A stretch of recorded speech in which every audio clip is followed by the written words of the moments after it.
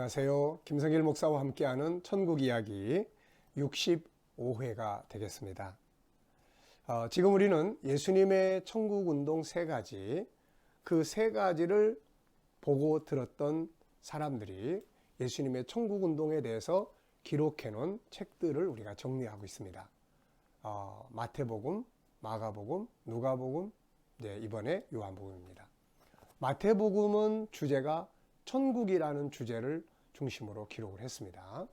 마가와 누가는 하나님의 나라라는 이름을 중심으로 주제로 해서 예수님의 천국 운동을 기록을 했습니다. 특히 누가 같은 경우는 이방인이면서 예수님의 제자도 아니고 이방인이면서도 정말 예수님의 사역과 그분이 가르친 하나님의 나라에 대해서 정말 깊은 믿음과 소망을 가지고 오직 거기서 답을 찾으려고 했던 그런 모습들을 우리가 살펴봤습니다. 자, 이 시간에는 이제 요한복음을 통해서 사도 요한은 예수님의 천국 운동을 어떻게 정리를 했는지 정리를 좀 해보려고 합니다. 자, 요한 그러면 어떤 것들이 떠오르나요? 요한 그러면 어떤 생각이 떠오릅니까? 네, 저는 이제 요한 그러면은 이제 두 가지가 많이 떠오르는데, 하나는 십자가 밑에서 끝까지 남아있던 제자예요. 딴 사람들이 다 도망가고 흩어졌는데 이상하게 요한은 끝까지 그 십자가 밑에서 같이 있었어요. 그래서 이제 예수님이 그 어머니를 요한에게 이제 부탁을 했던 이제 그런 사도입니다. 그러다 보니까 이 사람은 순교하지 않고 90이 넘도록 90세가 넘도록 장수하면서 예수님의 어머니도 모셨고 이제 그렇게 사역을 했던 사람입니다. 아주 어떻게 보면 의리의 사람, 십자가 밑에서 끝까지 남아있던 사람. 그 또 하나는 우리가 지금까지 창세기 1장에서부터 달려온 천국의 역사를 이제 완성시킨 요한 계시록을 받았던 사람이에요. 계시록 21장, 22장. 이 위대한 영광의 장면을 받았던 사람이 바로 사도 요한입니다. 요한은 이제 요한복음과 함께 요한 1, 2, 3서 그리고 요한 계시록을 기록을 했죠. 자, 요한복음의 특징은 이제 무엇일까요? 자, 요한은 다른 사람들하고 다르게 요한은 요한복음을 쓰면서 자기가 이 요한복음을 쓴 목적을 분명하게 기록을 하고 있습니다. 그것이 요한복음 20장 30절로 31절이에요. 그는 여기서 이렇게 밝힙니다. 내가 이 책에 기록된 표적 이외에도 표적이 많지만, 그러나 이 안에 있는 내용들을 기록한 이유는, 목적은 두 가지인데, 첫째는 예수가 바로 하나님의 아들이고, 그리고 구약에 오시리라고 예언되어 있는 그 메시아, 그리스도라는 것을 믿게 하기 위해서다. 또 하나는 예수님이 구약에 예언되어 있는 메시아요 하나님의 아들이라면 그분이 우리에게 주시는 것은 뭐냐? 그것은 생명이다. 바로 이 영원한 생명이다.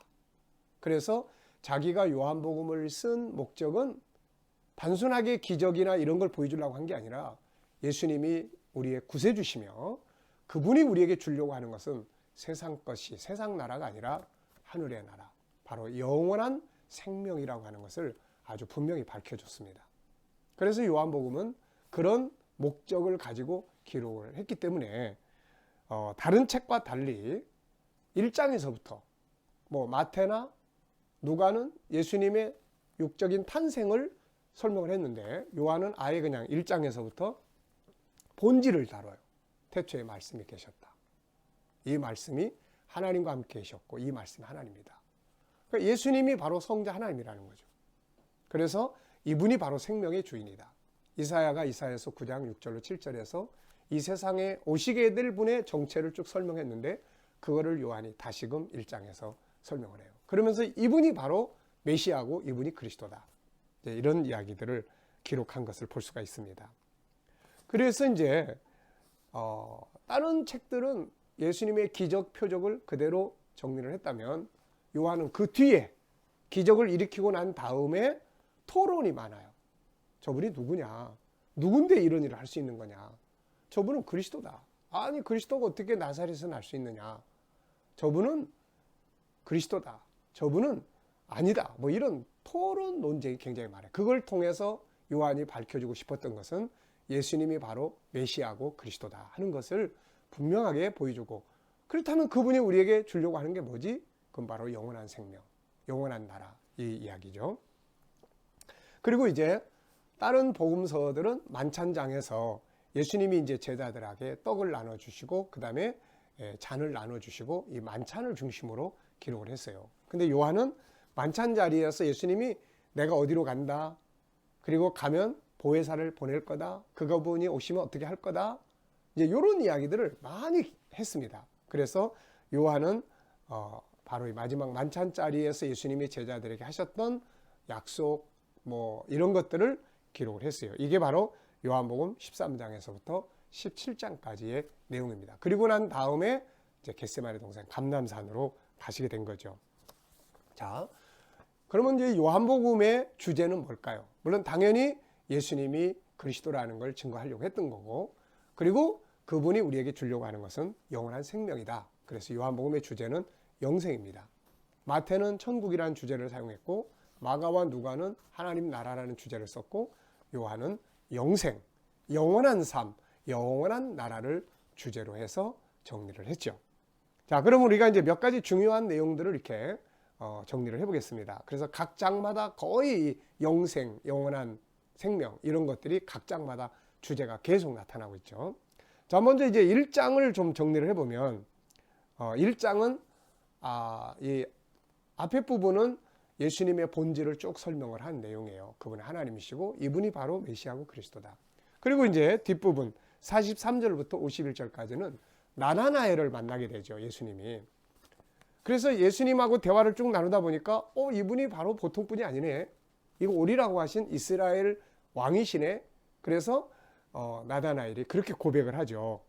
예수님을 보고 이스라엘의 왕이십니다 라고 고백을 해요. 그랬더니 예수님이 그걸 인정하는 게 아니라 내가 이제 네가 지금 이런 이야기를 하지만 장차 올 나라를 내가 이야기를 하겠다 그러면서, 나다나엘은 이스라엘 왕국을 이야기하는데 예수님은 그분의 나라, 임하시게 될 하나님의 나라를 이야기하는 대목이 나옵니다. 그리고 이제 요한복음 3장으로 가보면 니고데모가 또 찾아오죠. 니고데모가 왜 찾아왔을까요? 간단하게 설명하면 다윗 왕국 건설을 위해서 예수님이 메시아라는 것을 인정하고, 그리고 그걸 어떻게 내가 도울까 이런 것 때문에 찾아왔던 것 같아요. 그런데 이런 니고데모에게 예수님은 자기 나라를 이야기하죠. 니고데모는 육적인 나라를 이야기해요. 다윗 왕국. 예수님은 자기 나라, 하늘의 나라 이야기해요. 육적인 나라는 아브라함의 혈통으로 들어가지만, 물로 세례만 받아도 들어가지만, 주님의 나라는 성령으로 거듭나야 들어가는 나라다. 이걸 설명하시는 거예요. 그러면서 자기가 세상에 오신 목적은 십자가에 죽기 위한 것이고, 하나님이 세상을 사랑하셔서 독생자를 보냈고 이것을 믿는 자는 영생을 하게 된다. 그래서 3장에서도 니고데모하고 대화 속에서 육적인 다윗 왕국과 예수님의 나라, 이게 이제 비교가 되고 있습니다. 그리고 이제 4장에 가면은 사마리아 우물가의 여인에 관한 이야기가 나오죠. 여기서도 역시 마시면 목말라 없어지는 육적인 물과 예수님이 주시고자 하시는 영원한 물을, 영생의 물을 비교해서 설명을 쭉 합니다. 5장에 가면은 이제 5장 39절에 보면은 성경의 주제를 말씀하시죠. 너희가 성경을 통해서 영생을 얻는 줄 알고 상고하거니와 성경이 나에 대해서 기록했다. 예수님이 성경의 주제를 말씀하세요. 그 다음에 이제 6장에 가면 보리떡 이야기가 나옵니다. 보리떡 이야기는 사복음서에 다 기록을 하는데 마태, 마가는 사건 중심, 누가는 하나님 나라의 복음을 전하다가 사람들이 안 가니까 저녁 때가 되니까 하나님 나라를 위해서 만들어줬다. 이렇게 정리를 했고, 요한은 이제 뒤에 이야기를 하고 있어요. 그러니까 보리떡을 먹은 사람들이 다 집으로 갔다가 그 다음날 다시 옵니다. 그때 예수님 안 계시니까 배 빌려 타고 예수님 계신 데까지 갔는데 예수님이 그날은 보리떡 이야기 안 하시는 거예요. 생명의 떡에 대해서만 이야기를 합니다. 그랬더니 나중에 이 사람들이 도대체 무슨 말인지 못 알아듣겠다 그러고, 보리떡을 먹었지만 다 떠나버려요. 그래서 요한은 아무리 기적을 경험해도 영생에 대한 확실한 믿음이 없으면 결국 떠나게 된다. 이것을 보여주고 있는 거죠.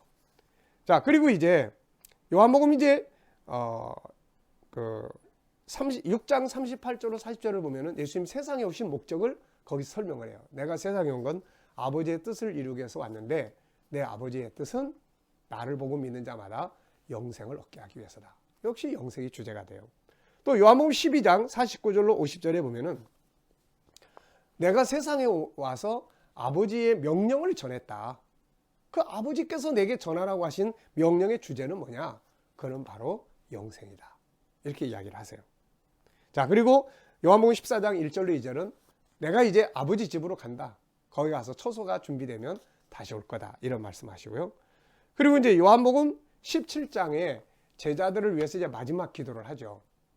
겟세마네 동산으로 가시기 전에 마지막 기도를 하는데 거기서 예수님은 세 가지 기도를 합니다. 첫째는 하나 되게 해주세요.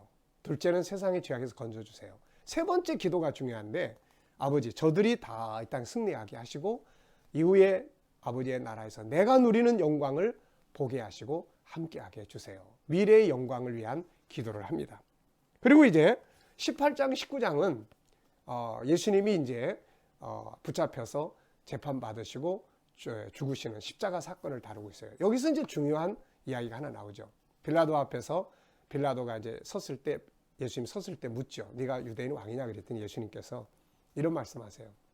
내 나라는 세상에 있지 않다. 내 나라가 이 세상에 있다면 내 백성이 나를 너에게 넘기지 않을 거다. 내 나라. 하나님의 나라가 세상에 있는 게 아니라 주님의 나라는 하늘에 있는 나라임을 밝히고 이제 십자가에 못 박히게 되는 것이죠. 자, 요한복음을 이제 정리 마무리하면서 요한복음의 주제는 영생입니다. 예수가 구세주라는 것과 그리고 영생이에요. 특히 요한복음 6장에서 보리떡 사건. 그렇게 기적 경험했는데 보리떡 먹었는데 영생의 진리 깨닫지 못하니까 다 떠나버리는 거죠. 우리의 신앙의 목표가 이 세상 떡에만 있다면 우리도 어느 날인가 예수를 떠나고 말 것입니다. 기독교의 본질은 예수님이 그리스도 구세주라는 것과 그리고 그분을 통해서 얻는 것은 영원한 생명, 영원한 나라, 영생이라고 하는 것. 창세기 1장 27절에서 하나님은 우리에게 담아주셨던 창세기 3장에 죄지면서 잃어버렸던 영생, 영원한 나라를 다시 얻는 것. 이것이 바로 기독교의 본질입니다. 요한복음의 정리는 여기서 마치겠습니다. 감사합니다.